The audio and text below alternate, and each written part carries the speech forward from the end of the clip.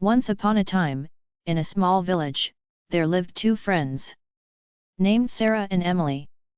Sarah was a talkative person who loved to share her thoughts and ideas with others, while Emily was a quiet person who preferred to keep to herself and rarely spoke. One day, the village was hit by a terrible drought, and the crops started to wither away. The villagers were worried about their survival and decided to hold a meeting to discuss how to tackle the situation.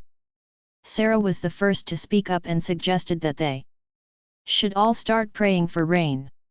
She said that if everyone came together and prayed, their prayers would be heard, and the rain would come. Emily, on the other hand, remained silent and listened to what everyone had to say. She noticed that while the villagers were busy talking and discussing, no one was actually taking action to find a solution. After listening to everyone, Emily spoke up and suggested that they should all dig a well in the village. She said that even if the rain didn't come, they would still have access to water, which would help them survive the drought. The villagers were surprised by Emily's suggestion, and some of them were skeptical. But Emily was determined, and with the help of a few volunteers, she started digging a well in the village. Days turned into weeks, and while the villagers were busy praying for rain, Emily and her volunteers worked tirelessly to dig the well.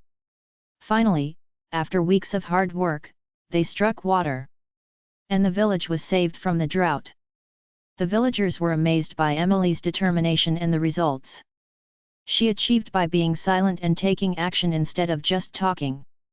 They realized that sometimes, words can only do so much, and it's action that can bring about real change. From that day onwards, the villagers started to appreciate the power of silence and action.